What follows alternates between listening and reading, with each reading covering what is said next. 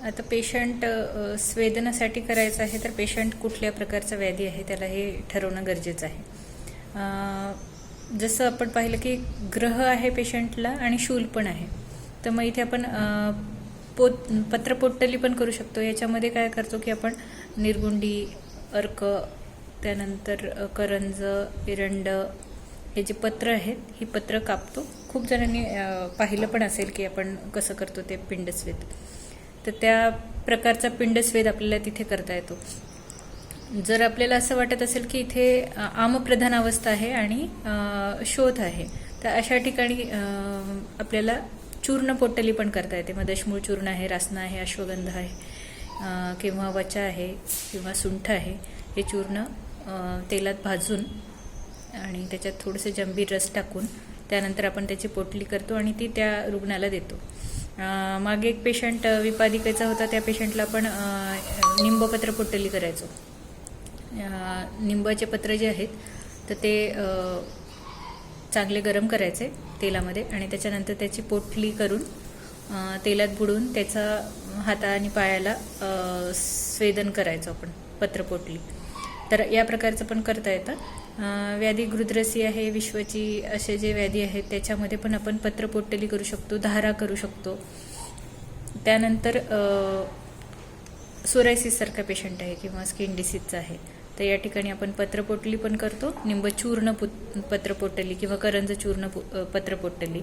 स्रावी condition आहे आणि तिथे कंडू पण आहे, तर अशा ठिकाणी आपण पत्रपोटली चांगली असते। आपण जसं पाहिलं की मागे करिश पोटली संकरस्वेद पाहिला की नाही। करिश म्हणजे आपलं कावडंक, आपलं शेण असतं, गोवऱ्या जे म्हणतो आपण, त्या गोवऱ्या ज्या असतात त्याचा भुसा करतो आपण।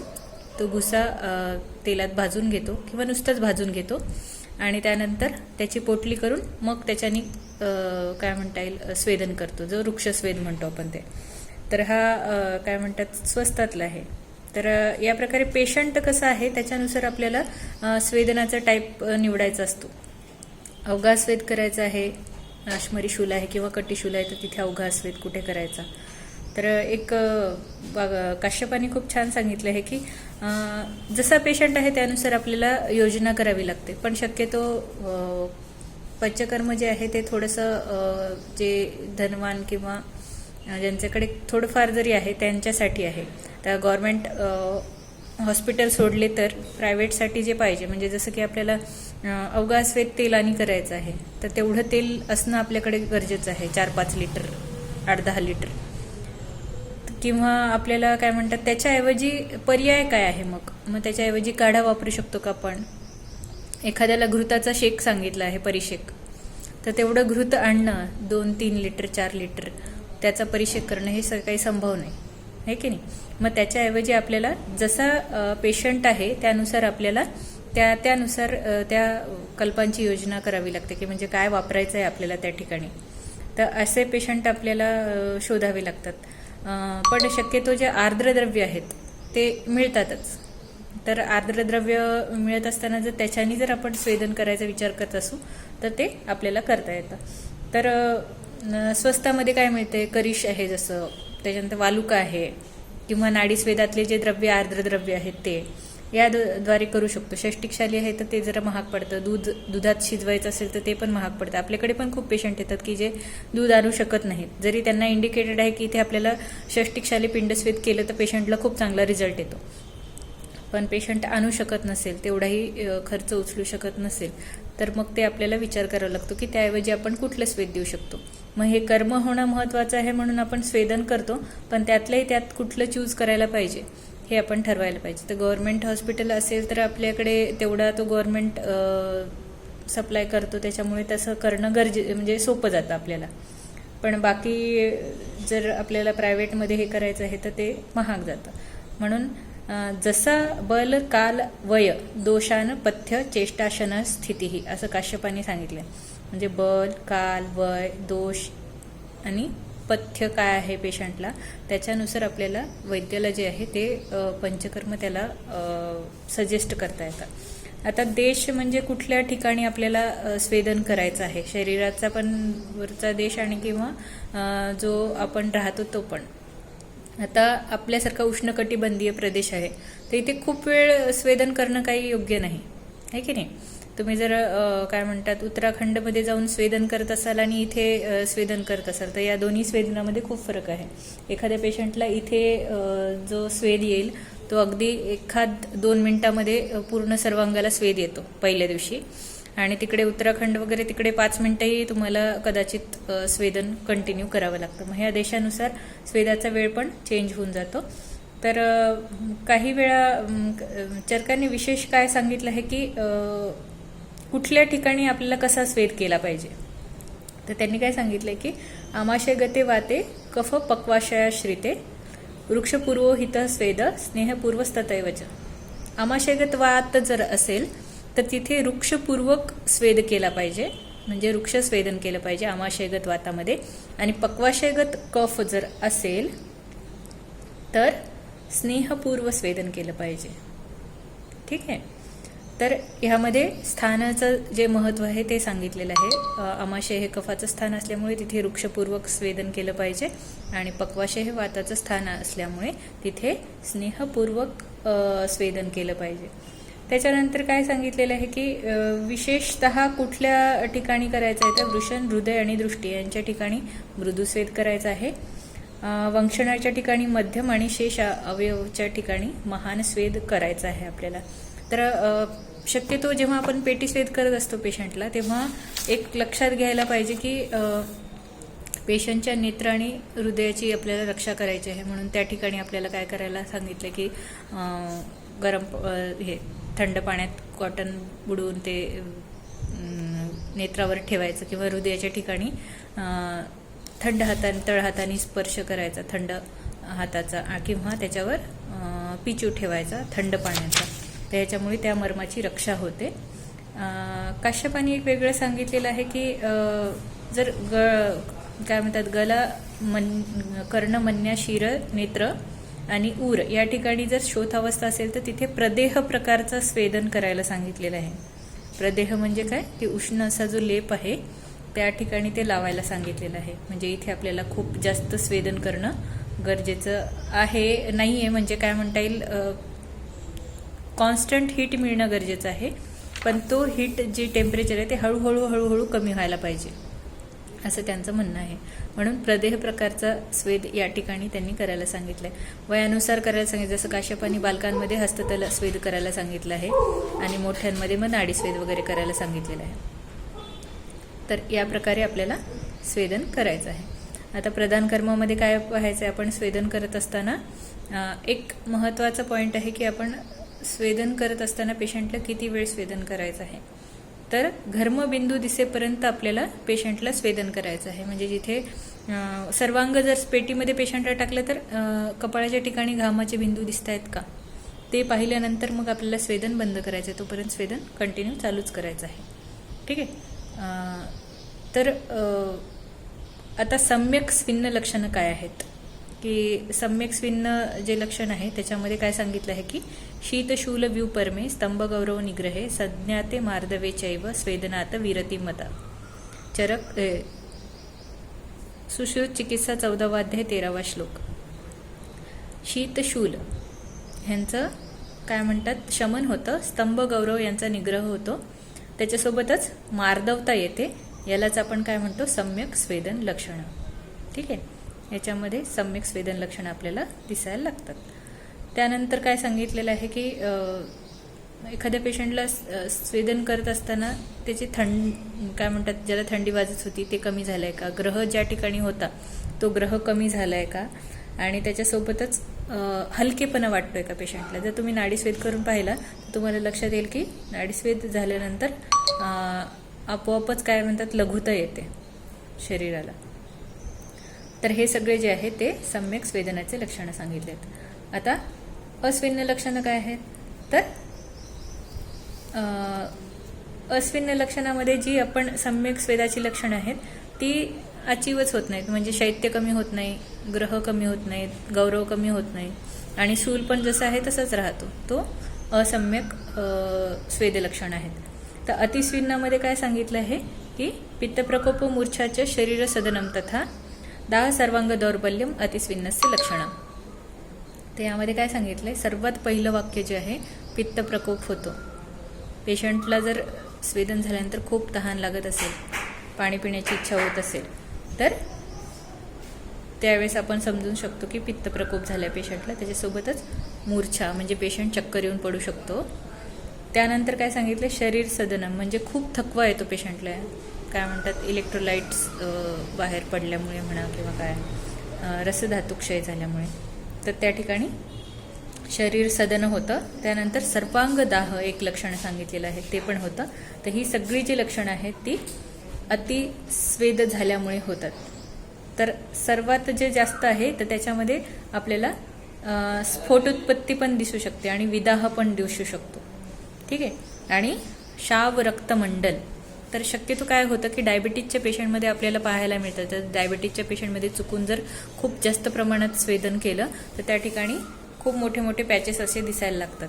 मागे आपल्याकडे एक पेशंट होतं, त्या पेशंटला काय म्हणतात चुकीने पेशंटनी काय म्हणतात त्या नाडीस्वेदाच्या ठिकाणी हात आणला स्वतःचा, तर त्या पूर्ण ब्लिस्टर्स आले होते हातावर आणि पेशंट डायबिटीज होता. तर ही आपल्याला लक्षात घ्यावं लागतं की इथे पेशंटला विस्फोट वगैरे नाही झाले पाहिजे. तर आणि विशेषतः डायबेटिक पेशंटमध्ये, म्हणून डायबेटिक पेशंट हे स्वेदनासाठी अयोग्य सांगितले आहेत. का सांगितले आहेत, कारण एक तर त्यांच्यामध्ये क्लेदाधिक्य खूप असतं, दुसरी गोष्ट म्हणजे त्यांच्यामध्ये जर अल्सर झाले तर ते लवकर हील होत नाहीत.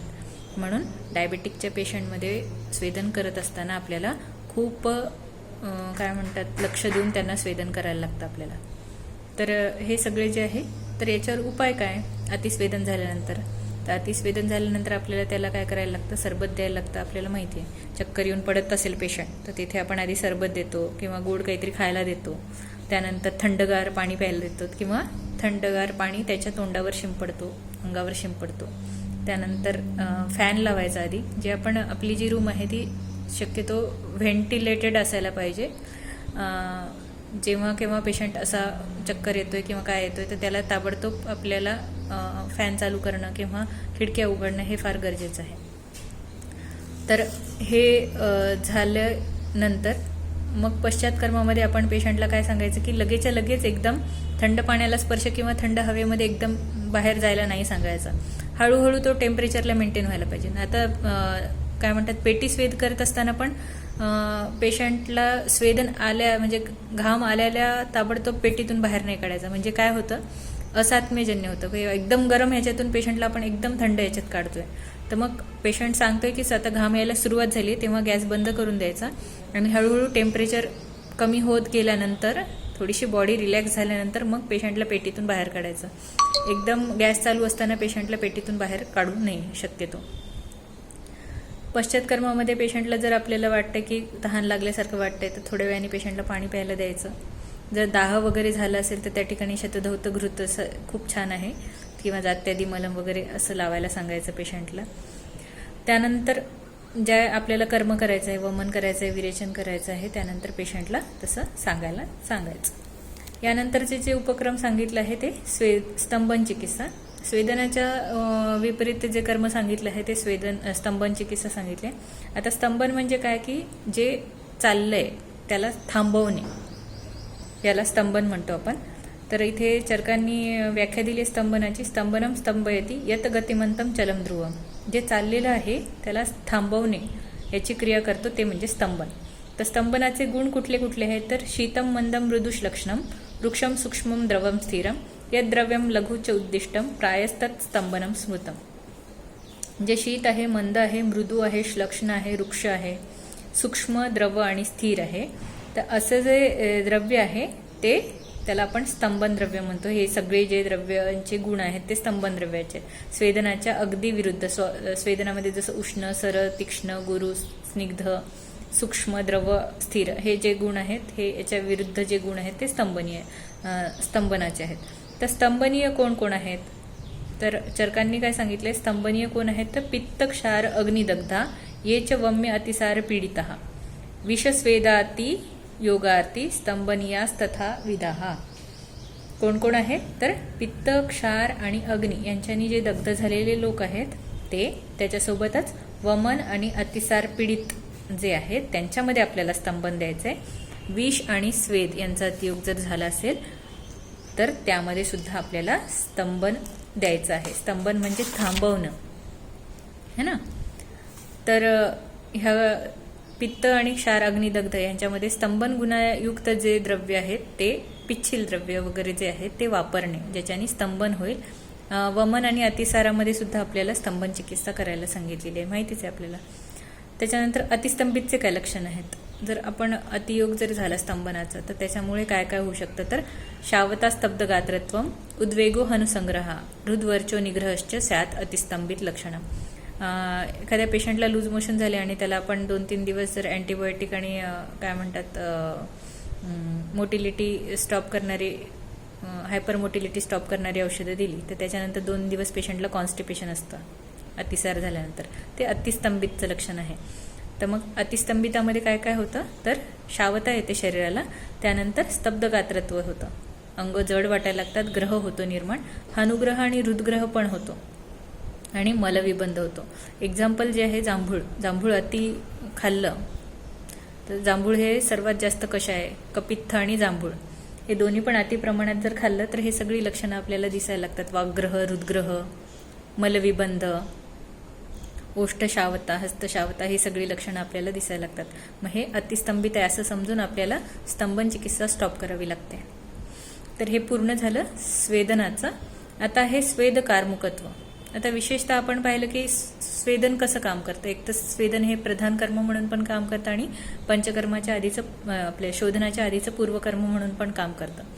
तर स्नेहन स्वेदनचे जे लक्षणं गुण पाहिलेत तर आपण पाहिलं होतं की एखाद्या काय म्हणतात लाकडाला वाकवण्याची पण शक्ती जी आहे ती स्नेहन स्वेदनाने होते. तर मनुष्याची काय गोष्ट असं सांगितलेलं आहे स्वेदनाच्या बाबतीत.